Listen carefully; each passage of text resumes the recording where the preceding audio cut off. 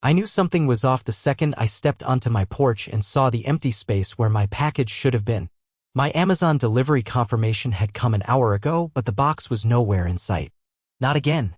I let out a slow breath, my fingers tightening around my phone as I checked the security footage. Sure enough, there she was, Karren Whitmore, head of the HOA, marching up my driveway like she owned the place. She snatched my package right off my welcome mat, tucked it under her arm, and strutted away without a second glance. I should have been furious. Normally I would be. But this time I laughed. Because Karren had no idea what she had just stolen. That wasn't a regular delivery. It wasn't some household item or piece of tech I'd been waiting on. No, this was something special, something I had been planning for weeks. A glitter bomb. Not just any glitter bomb either. This was a high-powered, custom-built, multi-stage explosion of the finest, most impossible-to-remove glitter known to mankind. Designed to coat everything in its path with an unholy layer of sparkling chaos. And now Karren had taken it straight into her house. I leaned against my porch railing, grinning as I imagined what was about to unfold. Karren was the self-appointed queen of our neighborhood. She lived for the HOA, wielding her position like a medieval tyrant. She wrote people up for the most ridiculous things: mailboxes being a shade too dark, cars parked an inch over the driveway line, flower beds that didn't meet her aesthetic standards. She fined people for having their trash cans out 5 minutes too early. She even tried to ban holiday decorations last year because she thought they were too gaudy. She had it out for me in particular. I wasn't one of her obedient little followers. I pushed back. I refused to pay bogus fines. I called her out in meetings when she twisted rules for her own benefit. And now she had just stolen from me. Oh, Karren, you have no idea what you've done. I tapped my phone screen, switching to my neighbor's camera feed. He had a perfect view of Karren's front door. I watched as she carried the package inside. And then I waited. Seconds ticked by as I leaned against my porch railing, eyes locked on the live feed from my neighbor's security camera. The moment Karren stepped inside with the stolen package, my anticipation grew. I knew exactly how the device was rigged. The second she lifted the lid, boom. A cascade of ultra-fine, multicolored glitter would explode in all directions, coating her, her walls, her floors, and likely her pretentious collection of overpriced furniture. I didn't have to wait long. A sudden eruption of movement on the screen caught my attention. Karren's front door flew open, slamming into the exterior wall as she stumbled outside. Her once pristine beige blouse, which she probably spent a fortune on, was now streaked with shimmering pinks, purples, and golds. Her hair, always styled into a stiff, helmet-like bob, was now a glitter-infested disaster. She flailed wildly, swiping at herself as if she could undo the damage. I let out a low chuckle. This was better than I had imagined. She spun in frantic circles, trying to shake the glitter off. But I knew better. That stuff wasn't going anywhere. It clung to fabric like a parasite, worming its way into every fiber. No amount of brushing or frantic patting would save her now. Then, something even more satisfying happened. A gust of wind picked up, swirling around the glitter still lingering in the air like a shimmering cloud. Karren inhaled sharply, probably to curse at the universe, only to immediately start coughing as the airborne specks found their way into her mouth. I could almost hear her shriek from across the street. Neighbors started peeking out their windows, drawn by the commotion. A few even stepped outside, their expressions shifting from confusion to barely concealed amusement, as they took in the sight of the HOA tyrant floundering in a cloud of glitter. And then, the piece de resistance, the second stage of the bomb activated. A delayed puff of compressed air sent another explosion of glitter shooting out of the box, coating everything within a 5-foot radius. Karren, caught directly in the blast zone, went rigid.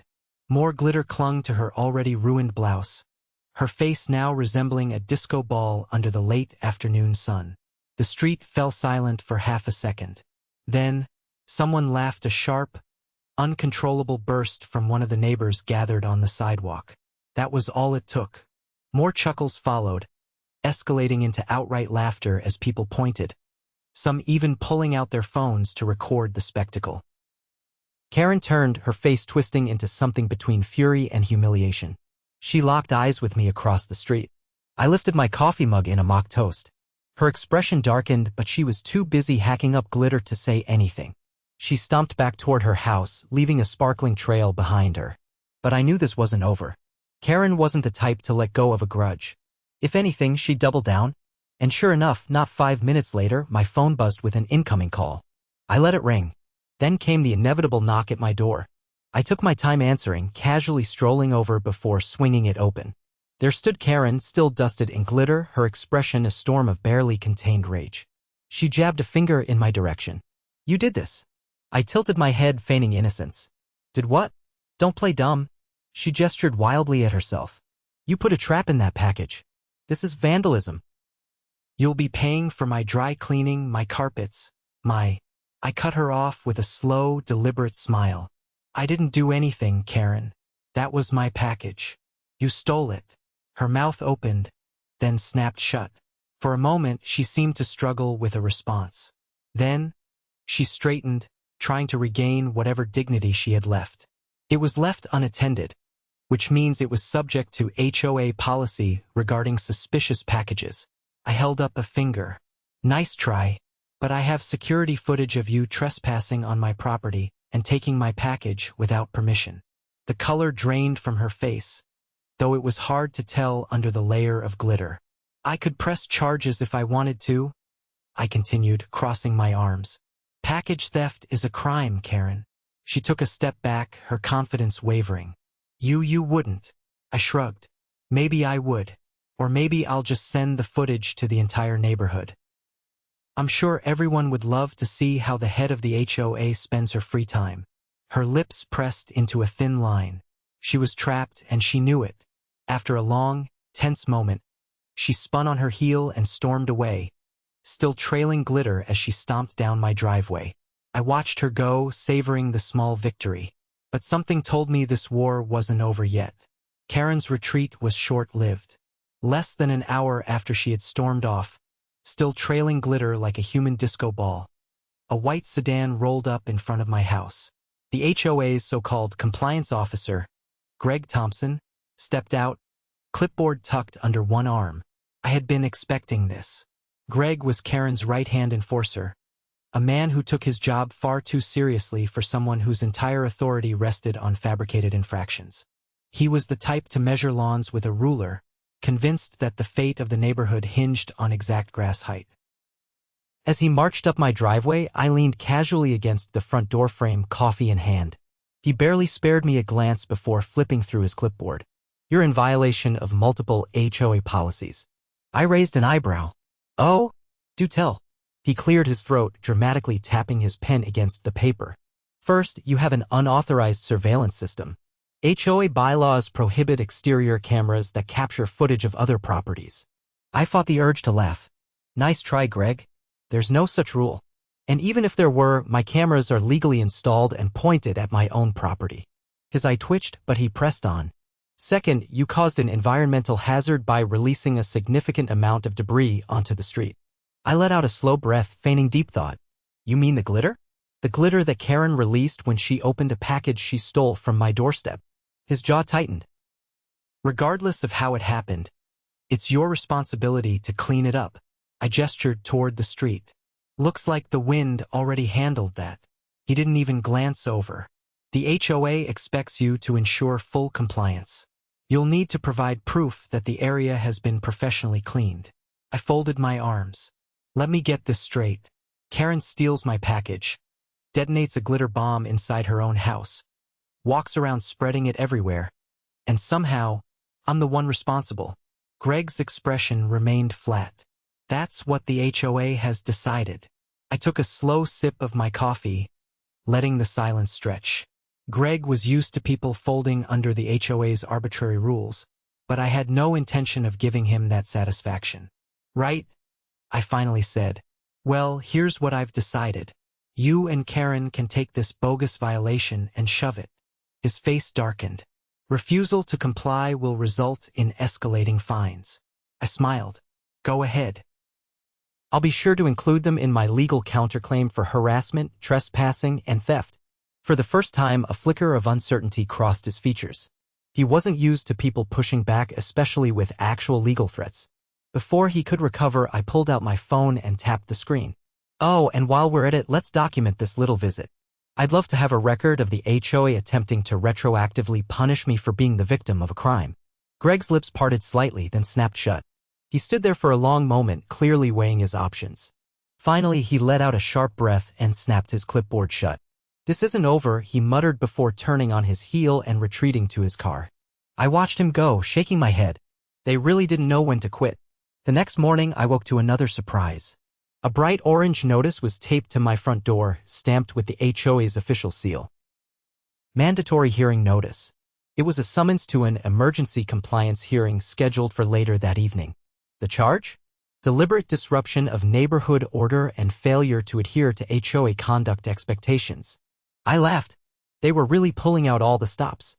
Fine. If they wanted a hearing, they were going to get one. By the time I arrived at the HOA clubhouse that evening, word had spread. A sizable group of neighbors had gathered outside, murmuring amongst themselves.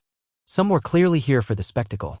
Others looked downright fed up, probably because they had been on the receiving end of Karren's nonsense before. I stepped inside, greeted by a long table where Karren, Greg, and 3 other HOA board members sat like a tribunal. Karren had managed to remove most of the glitter, but flecks still clung to her hairline, catching the fluorescent light. She folded her hands together, her expression all business. "This meeting has been called to address your repeated violations and disruptive behavior." I took a seat, leaning back.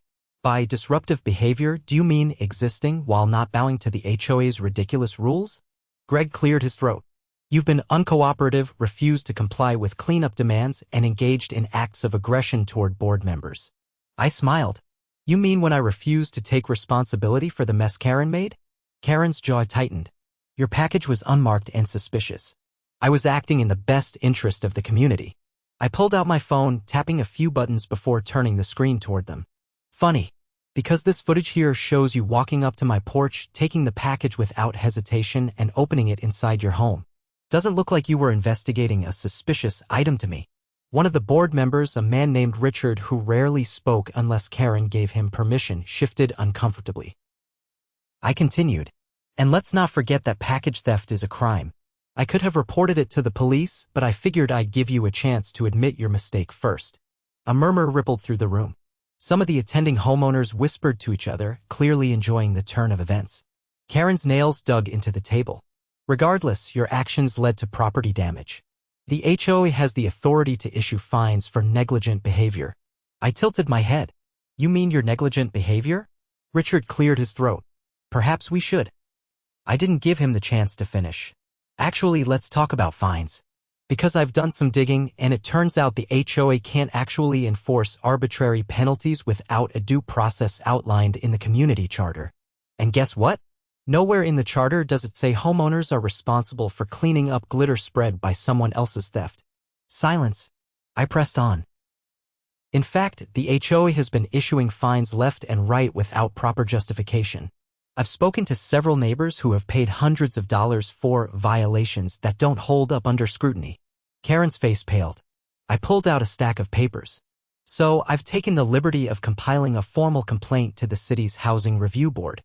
And if the HOA continues this nonsense, I'll be escalating this to legal action." The room was dead silent. Even Greg looked unsure now. Finally, one of the other board members, a woman named Lisa, cleared her throat. "Perhaps we should reconsider this particular case." Richard immediately nodded. "Yes, I think that would be wise." Karren opened her mouth to protest, but she must have realized she was outnumbered. Her gaze flickered between the board members, then to the neighbors watching with barely concealed amusement. Finally, through gritted teeth, she said, "The hearing is adjourned." I leaned back in my chair, satisfied. One battle won. But something told me Karren wouldn't let this go. And that was just fine. I was more than ready for the next round. The moment the meeting ended, Karren wasted no time storming out of the clubhouse, her glitter-dusted heels clicking furiously against the tiled floor. Greg followed close behind, flipping through his clipboard like he could somehow scribble his way out of the disaster that had just unfolded. The other board members hesitated before quickly dispersing, clearly unwilling to stick around and face the crowd of murmuring homeowners who had just witnessed their queen's public humiliation. I took my time leaving, savoring the quiet satisfaction of watching Karren lose control of her little kingdom. The neighbors who had gathered outside exchanged knowing glances as they passed me, some even offering subtle nods of approval. The tide was turning, and Karren knew it. As I stepped into the cool evening air, my phone buzzed in my pocket. Expecting another bogus HOA notice, I glanced at the screen. Instead, it was a message from my neighbor, Mark. Check your security feed. Karren's at it again. Curious, I pulled up the app linked to my cameras.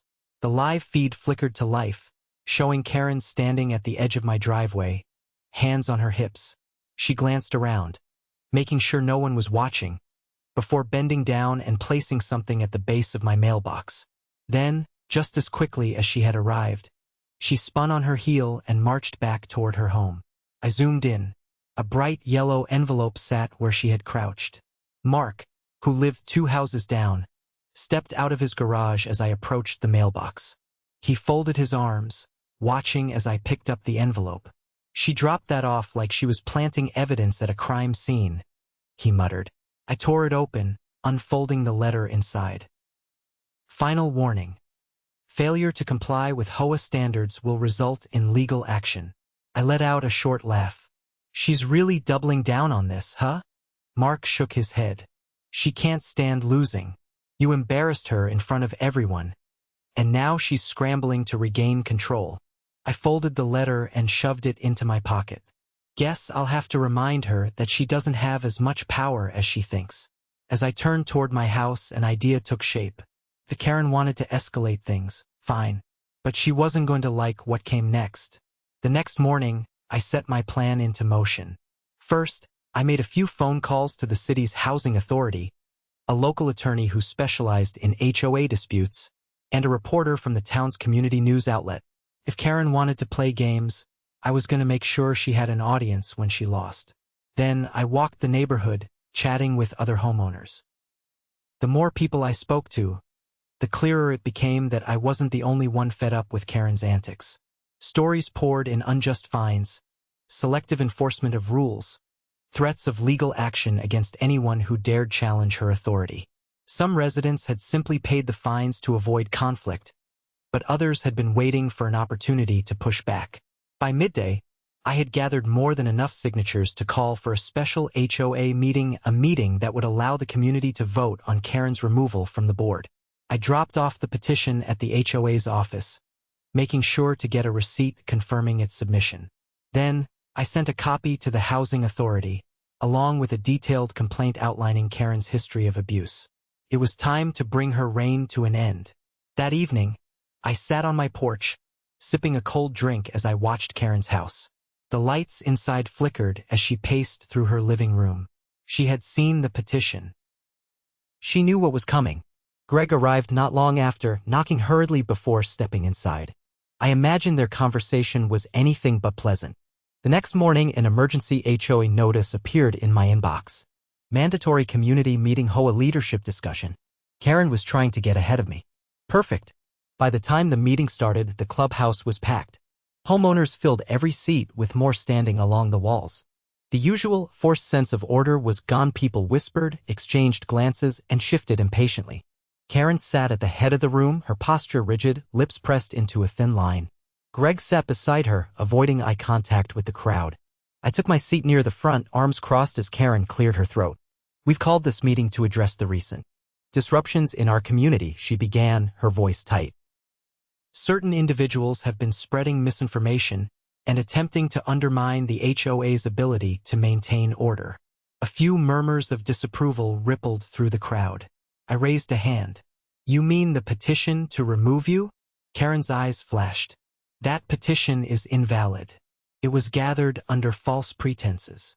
I pulled out my phone, tapping the screen before holding it up. Actually, the city's housing authority confirmed that it meets all legal requirements. We have the necessary signatures to call for a vote. Silence.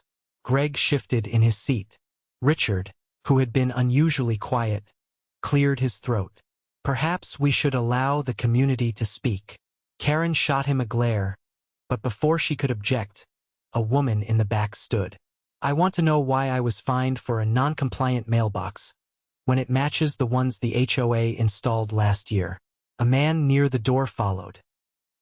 And why was my driveway marked for pressure washing when Karren's has the same stains? More voices joined in. The room swelled with frustration, years of unchecked power finally being challenged. Karren's composure cracked. This is ridiculous. The HOA has always acted in the best interest of the community. I leaned forward. Then why are so many people here to vote you out? For the first time, she had no response. Richard glanced around before slowly raising a hand. All in favor of holding a formal vote? Hands shot up across the room. Greg sighed, rubbing his temples. We should probably proceed. Karren looked around, realizing she had lost control. An hour later, the votes were counted. Karren was out. As I left the meeting, a few neighbors clapped me on the back, thanking me for finally standing up to her. The neighborhood had won. And Karren? She had no one to blame but herself. The sun had barely risen when I heard the sound of tires crunching over gravel. I peered through my window blinds and spotted a moving truck parked in front of Karren's house. My eyebrows lifted slightly. That was fast. A couple of workers hopped out, stretching their arms before heading toward the back of the truck. Moments later, Karren marched out of her front door, barking orders like a disgruntled drill sergeant. Even from my window, I could see the tension in her shoulders, the rigid way she moved. She was furious. It wasn't just about losing her position on the HOA. No, this was deeper. This was the collapse of the empire she had spent years building. Every rule she had enforced, every fine she had issued, every power play she had pulled, it had all crumbled in a single night. And now she was leaving. I stepped onto my porch, leaning casually against the railing as I watched the scene unfold. A few other neighbors had taken notice, some lingering on their lawns, pretending to check their mail or water their plants. No one had the nerve to approach her, but I could see the quiet satisfaction in their gazes. One of the movers struggled with a particularly large box, nearly dropping it as he tried to maneuver it down the steps. Karren snapped at him, her voice sharp enough to cut glass. The poor guy clenched his jaw and adjusted his grip, clearly resisting the urge to say something he'd regret. I took a sip of my coffee, enjoying the show. Karren's eyes flicked toward me, and for a brief moment, she froze. Her expression twisted into something unreadable, something between resentment and reluctant acknowledgement. I lifted my mug in her direction, mirroring the gesture I had given her the day she had stolen my package. She turned away without a word. Whatever fight she had left in her had been drained overnight. The movers continued loading her belongings, stuffing furniture, boxes, and what looked like an entire collection of decorative garden gnomes into the truck. One by one, the remnants of her reign disappeared into the back of that vehicle. By midday, the truck was packed. Karren lingered on her porch for a moment, her gaze sweeping over the neighborhood she had once ruled. Then, without a single farewell, she climbed into the driver's seat of her car, slammed the door shut, and sped off without looking back. The truck followed closely behind, leaving nothing but dust in its wake. For a long moment, the street was silent. Then, a slow clap echoed from across the road. Mark stood there, grinning as he clapped his hands together. A few other neighbors joined in, chuckling as they exchanged relieved glances. It wasn't just my victory. It was the entire neighborhood's. Karren was gone, and just like that, the air felt lighter. Later that evening, a small gathering formed in front of Mark's house. Someone had brought a cooler, another had set up a few folding chairs, and before long, half the neighborhood was laughing and talking like they hadn't in years. Without Karren looming over them, people felt free. Lisa, one of the former HOA board members, walked over with a clipboard tucked under her arm. She had resigned shortly after Karren's removal, realizing she had been complicit in far too many of Karren's schemes. Now, she was helping organize a new HOA, one that actually worked for the community instead of against it. We're thinking of scrapping most of her ridiculous rules, she said, flipping through the papers. No more fines for minor things. No more arbitrary inspections. Just basic guidelines to keep everything running smoothly. The idea was met with enthusiastic nods. For the first time in a long while, the neighborhood felt like a community again.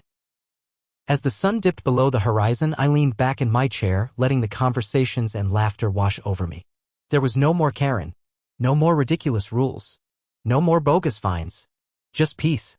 And maybe, just maybe, a little bit of glitter still lingering in the cracks of her old driveway, a tiny, shimmering reminder of the day the neighborhood took its power back. With Karren gone, the neighborhood felt like it had emerged from under a heavy, oppressive cloud. People who had once been wary of stepping out of line were now chatting freely in their yards, planning barbecues, and even discussing repainting their homes without fear of some ridiculous citation landing in their mailboxes. The power vacuum Karren left behind had given the community a chance to reset, and I intended to make sure we never let another tyrant take control again. A week after her dramatic departure, I was sitting on my porch, enjoying the unusually quiet evening, when Mark strolled up the driveway, hands tucked into his jacket pockets. He paused at the base of my steps, glancing around before speaking. "Feels different, doesn't it?" he mused. Like the whole place took a deep breath. I nodded, stretching my legs out in front of me. "Yeah, no more HOA enforcers measuring grass blades or peeking over fences." Mark chuckled, shaking his head. "Never thought I'd see the day. But I keep thinking. She left too fast. Karren doesn't strike me as the type to just pack up and go without another fight." That had been nagging at me too. The way she had bolted felt too sudden, too uncharacteristic. She had spent years building her little empire, lording over the HOA like a self-appointed monarch. Losing her position was bad, sure, but abandoning her house altogether? That didn't add up. I sat up a little straighter. "You think she's planning something?" Mark frowned. "I don't know, but I don't trust it." Neither did I. The next morning I decided to do some digging. I started by checking public property records, figuring I could at least confirm whether Karren had sold her house or simply vacated it in a hurry. What I found was interesting. The property hadn't changed hands. She still owned it. That meant either she was holding onto it for some reason or she had plans to make a return. I wasn't about to wait and find out. I decided to pay a visit to the HOA's old records.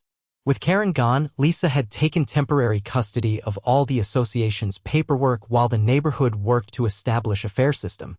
I found her in her home office, surrounded by cardboard boxes filled with years of old reports, citations, and expense logs. "Looking for something specific?" she asked, tilting her head as I stepped inside. I hesitated before answering. "I want to know if there's anything in these that might explain why Karren left so quickly." Lisa sighed, pushing a box toward me. "Start here. This one's got the financial records. If something shady was going on, it'll be in there." I flipped open the first folder and immediately spotted something odd. HOA funds had been funneled into an administrative expense category with no breakdown of what those expenses actually were. Thousands of dollars had been withdrawn over the past few years, all under vague justifications. I glanced at Lisa.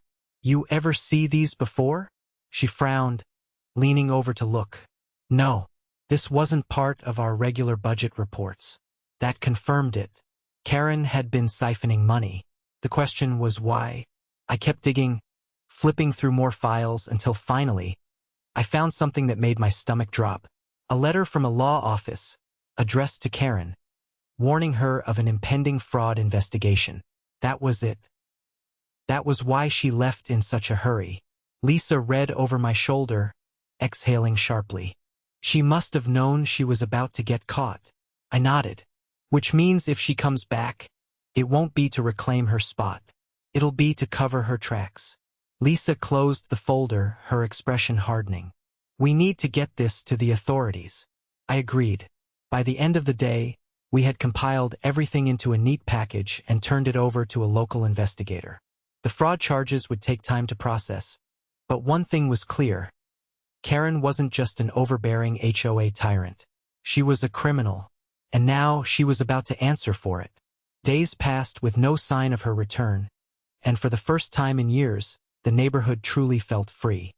The new HOA committee was in place, this time run by people who actually cared about the community instead of controlling it. Citations were reviewed, unfair fines were refunded, and the new rules were designed to keep things fair. Then, on a quiet Thursday afternoon, I got a call from Lisa. "They arrested her," she said, her voice laced with satisfaction. "They picked her up as she was trying to move money out of her accounts." A slow grin spread across my face. "Guess she won't be coming back after all." Lisa chuckled. "Nope. And with her gone, we can finally put all of this behind us." And we did. The neighborhood thrived in her absence. People who had once been at each other's throats over ridiculous HOA rules were now working together to build a better community. The fear of arbitrary fines, ridiculous restrictions, and power-hungry board members was gone. As I sat on my porch that evening, watching Mark and a few other neighbors set up for a block party, I let out a deep breath. Karren was gone. The HOA was back in the hands of the people. And for the first time in years, this neighborhood finally felt like home.